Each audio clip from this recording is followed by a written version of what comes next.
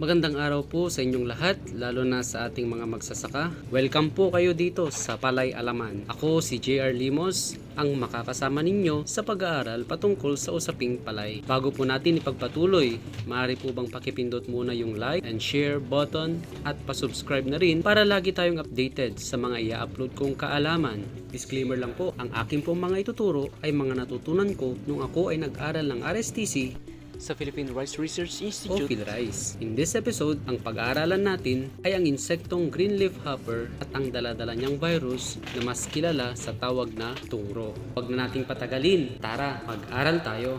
Ito po ang itsura ng green leaf hopper or GLH in short. Sa Tagalog, ang tawag dito ay berdeng ngusong kabayo. Sa inyong lugar, ano po ang tawag ninyo dito? Paki-comment nga po sa ating comment section. Itong insekto na ito ay tinuturing na insect pest or kaaway kasi nga nagdudulot ito ng perwisyo sa ating mga pananim na palay. Pero alam nyo ba na hindi lahat ng insekto na nakikita natin sa bukid ay kaaway? Oo, tama po ang narinig ninyo. Ito ay katulad ng mga gagamba, longhorn grasshopper, lady beetle, at marami pang iba. Ang lifespan ng GLH ay umaabot ng 20 to 30 days. Madalas natin silang makita sa ibabaw or canopy ng palay at sa bandang gitna. Anong virus ang dala nila? Yes, tama po kayo. Ito ay tungro.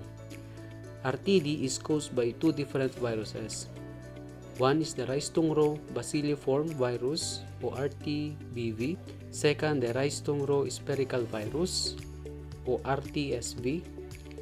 Ano ba ang sintomas ng virus na ito sa ating halaman para matiyak natin na tungro nga ito at hindi kakulangan lamang sa nutrients tulad ng nitroheno?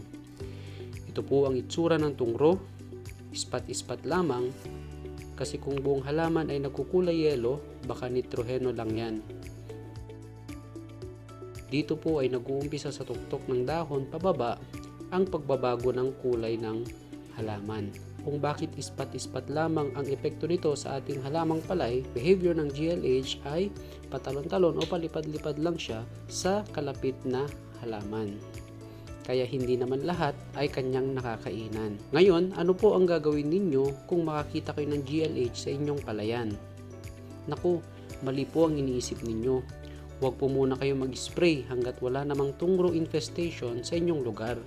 Tandaan po natin na si GLH ay tagapagdala lamang ng virus pero hindi automatic na may virus na po agad ito. Aralin po natin itong disease triangle para mas maunawaan natin.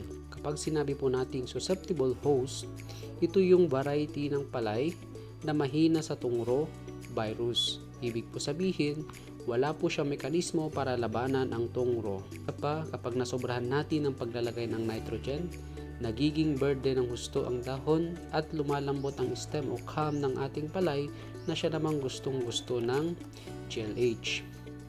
Favorable environment. Pag ang ating palayan ay hindi sabay-sabay sa pagtanim at pag-aani, ang mga insektong ito ay napapatuloy sa dami. Isama mo pa ang madamong pilapil, lilipat lang ng lilipat ng pwesto mga GLH, target nila ay mga batang halaman. Nagiging favorable sa kanila ang mga ganito. Virulent pathogen, ito po yung nagko-cause ng disease, in this case virus. At sa tungro virus, need niya ng efficient vector which is the GLH. Ngayon, kung wala ang isa sa disease triangle, hindi po mabubuo o walang mag-occur na disease. Ano po yung mga management na pwede natin gawin? In our next cropping, pwede tayong magtanim ng mga matitibay o resistant sa tungro virus. Pwede natin gamitin ang binhing palay application para tignan kung ano ang mga varieties na pwede nating itanim. Ito po ay nadadownload sa Play Store at libre lang po ito. Pangalawa, practice synchronous planting. Ito po ay to break the life cycle of GLH at iba pang kaaway na insekto. Hindi man natin mapuksa lahat, at least mabawasan man lang ang population nila para hindi ganun katindi ang epekto ng damage sa ating palayan kung sakali man na magkaroon ng infestation ng tungro. Plow infected stubbles immediately after harvest to reduce inoculum sources and destroy the eggs and breeding sites of green leaf hopper. Practice field sanitation. Ugaling malinis ang tambak para walang maging alternate host ang mga GLH. At dyan po nagtatapos ang usapin natin patungkol sa GLH at ang dala niyang virus.